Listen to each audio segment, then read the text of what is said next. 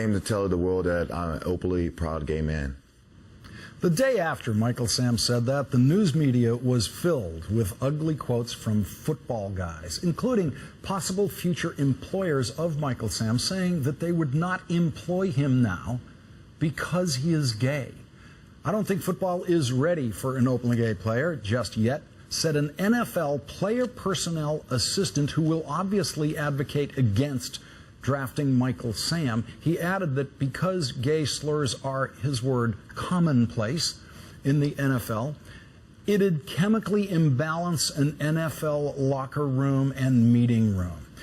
He's saying it wouldn't just chemically imbalance the children in the locker room, it would chemically imbalance the adults in the meeting room, the guys who own the children in the locker room, the adults who make the deals to acquire players, the adults who make the deals to get taxpayer subsidies for their stadiums, the overpaid through taxpayer subsidies, very rich adults who run the NFL like to use gay slurs in their meeting rooms. It's commonplace. That's what that NFL player personnel assistant just told us. And he doesn't want the children in the locker room or the adults in the meeting room to have to change their language or their thinking in any way because a gay player might overhear them. An NFL scout said, I just know with this going on, this is going to drop him down in the draft. There's no question about it. It's human nature. What is human nature? Hating gay men, that's human nature, according to an NFL scout who remained anonymous so he could say these things to Sports Illustrated.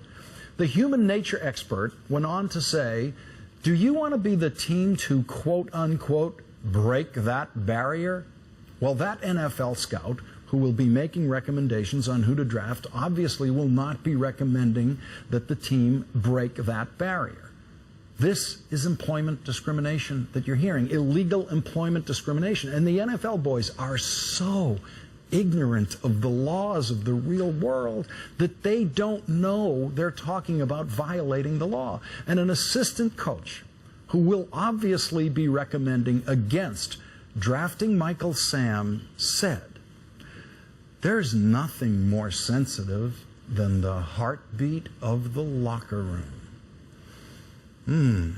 Well, here is what else that very sensitive NFL assistant coach said about that very sensitive locker room he hangs out in.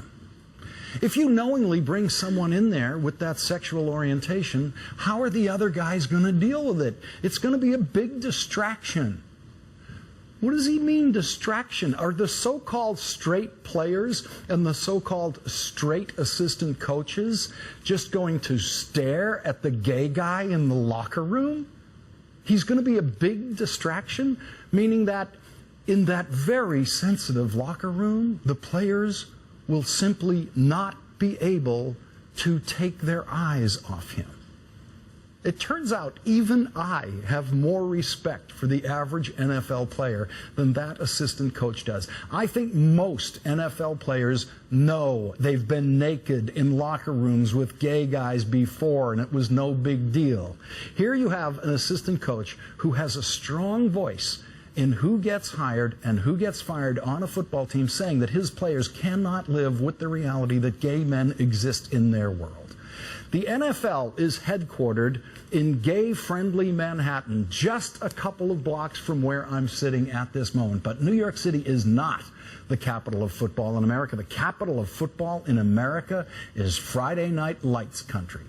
The capital of football in America is Texas. Texas loves football more than anywhere else in the world, and football loves Texas back. There are more intense, old-fashioned crew-cut football guys in Texas than anywhere else. So you can imagine what the coverage of the Michael Sam story was like in Texas. You can imagine what the local TV sports guy in Dallas, who's been talking football on TV there for over 30 years, had to say about Michael Sam. Dale Hansen, the three-time Texas Sportscaster of the Year. Well, no, actually, you can't imagine what the most famous TV sports reporter in Texas had to say about Michael Sam. Openly, proud, gay, Michael Sam. Yesterday, Missouri's All-American defensive end Michael Sam, the SEC's Defensive Player of the Year and expected to be a 3rd to 5th round pick in the NFL draft, tells the world he's gay. The best defensive player in college football's best conference, only a 3rd to 5th round NFL pick? Really? That is shocking. And I guess that other thing is too. Michael Sam would be the first openly gay player in the NFL, says he knows there will be problems and they've already started. Several NFL officials telling Sports Illustrated it will hurt him on draft day because a gay player wouldn't be welcome in an NFL locker room. It would be uncomfortable because that's a man's world. You beat a woman and drag her down a flight of stairs, pulling her hair out by the roots, you're the 4th guy taken in the NFL draft. You kill people while driving drunk, that guy's welcome. Players caught in hotel rooms with illegal drugs and prostitutes, we know they're welcome.